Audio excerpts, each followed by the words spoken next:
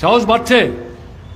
BJP ভয়তো অনেক আগেই পেয়েছে, জনসমর্থন হারিয়েছে, নাহলে রিগিং করে কেন ভোটে?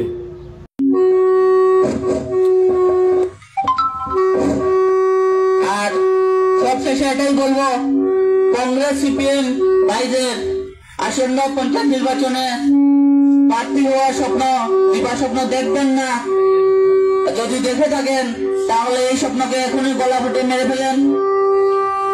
আপনারা কেউ দাঁড়াবেন আর আমরা চুপ হয়ে থাকবো তাও কোনো ভাববেন না।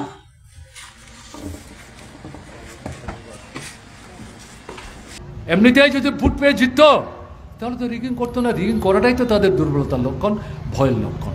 তাই আপনাদের কাছে যেটা আবেদন করি, এই যে বিষয়গুলো এখানে বললাম, এই বিষয়গুলো বাদ দিয়ে আপনি হিন্দু না মুসলমান, বৌদ্ধ না খ্রিস্টান, এগুলো নিয়ে বিচার করে নিজেদের মধ্যে ভাগ বিভাজন তৈরি করার কোনো অর্থ নাই। বিজেপি এই যে সমস্যাগুলো জ্বলন্ত, যেগুলো নিয়ে এতক্ষণ কথা বললাম, আপনারা গলা ফাটিয়ে স্লোগান দিয়ে মিছিল করে আসলেন, আপনারা দেখেছেন এই উদয়পুর শহরে এর আগেও তো মিছিল করেছেন। এভাবে দোকান থেকে বেরিয়ে বারান্দায় দাঁড়িয়ে রিক্সা থামিয়ে মানুষ যেখানে সেখানে আপনাদের মিছিল পরখ করার চেষ্টা করছে। একটা আনন্দ, চাপা আনন্দ, প্রকাশ্যে হয়তো আনন্দ প্রকাশ করতে পারছেন না, তাদের আবার ভয় বিজেপির দুর্বৃত্তরা আমাদের দেখে ফেলে, আমরা হাসছি, আনন্দ প্রকাশ করছি, আপনারা আবার আক্রান্ত হয়ে, এটা তো কাপুরুষ, করতেও পারে। আক্রান্ত হয়েছিল তো বাদল চৌধুরীদের নেতৃত্বে মিছিল এখানে 2 বছর 3 বছর আগে। সেই জায়গাটা রতনকে দেখে আমি চিহ্নিত করছিলাম, এখানেই তো তোমরা আক্রান্ত হয়েছিলেন।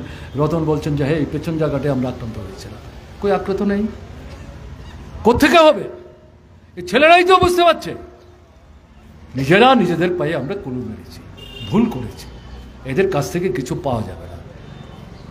মন্ত্রী, বিধায়ক, মন্ডলের কিছু নেতা ভোট বুজরুগি করে দখল করেছেন, এরাই লুণ্ঠন করছে। কাজে এদের বিরুদ্ধে লড়াই না করে 28-এর বিধানসভা নির্বাচনে বামফ্রন্ট সরকার তৈরি করে ফেলবো, এই চিন্তা করলে ভুল করা হবে। সরকারটা যেমন ব্যর্থ, এডিসিটাও ব্যর্থ, স্বাভাবিক। তারা তো বিজেপির পেটেই ঢুকে গেছেন। আমরা প্রথম থেকে বলছিলাম, অনেকে বিশ্বাস করেননি, এখন বুঝতে পারছেন। কাজে ফারাকটা কি? কংগ্রেস টিউজেসের মধ্যে যেমন ফারাক ছিল না, বিজেপি এবং ত্রিপুরামথার মধ্যে কি ফারাক? কোনো ফারাক নাই।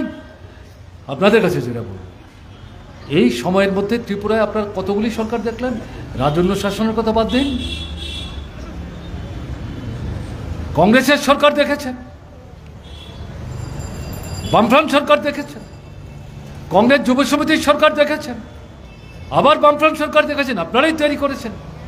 এখন বিজেপি সরকার, বিজেপি এবং ত্রিপুরামথা মিলে সরকার, কেন্দ্রের সরকার তাদের পেছনে আছে। সবগুলো সরকার দেখার মধ্য দিয়ে ত্রিপুরায় তো আর কোনো রাজনৈতিক দল নাই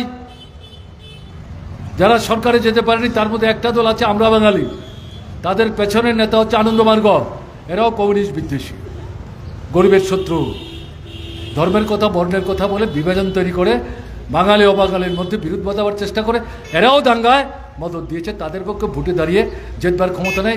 একটা আসলে কোনো কারণে একজন মহিলা জিতেছিলেন, উনি আমার মাতৃসমা, তিনি এখন নেই, অত্যন্ত ভালো মহিলা। আমি তাকে জিজ্ঞেস করেছিলাম, আপনি কি করে জিতলেন? বলে আমি তো বলতে পারবো না রে বাপু, আমাকে এসে বললো, আমার স্বামীও বললেন, তিনি ডাক্তারবাবু দাঁড়িয়ে যাও। আমি যে জিতবো আমি বুঝতেই পারিনি। তিনি বিধানসভায় কোনো 5 বছরের কোনো কথাও বলেননি।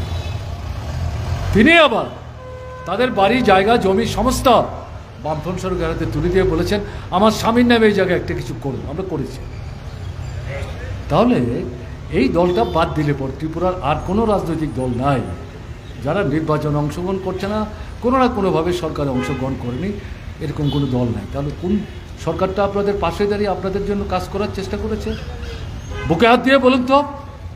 বামফ্রন্ট সরকার ছাড়া জাতি, ধর্ম, বর্ণ, সম্প্রদায় নির্বিশেষে গরিব, মধ্যবিত্ত, নিম্নবিত্ত, ছোট মাঝারি ব্যবসায়ী, শিক্ষক, কেরানি, কর্মচারী, ছাত্র, যুবক, তাদের স্বার্থে কে কাজ করেছে? কাজে এই ধরনের সরকার যদি ভবিষ্যৎ দিনে আনতে হয়, সেটা 28-এর নির্বাচনের সময় ভাববেন। এখন দৈনন্দিন যে সমস্যা, আপনি জ্বলে পুড়ে খাক হয়ে যাচ্ছেন, এর থেকে পরিত্রাণ পাওয়ার জন্যে লড়াইটা তীব্র করতে হবে, আরও নূতন লোককে আনতে হবে। বিজেপি লোকদের সঙ্গে কথা বলুন, দেখবেন তাদের অনেক লোক আপনাদের সঙ্গে আস্তে আস্তে ভিড় জমাবে।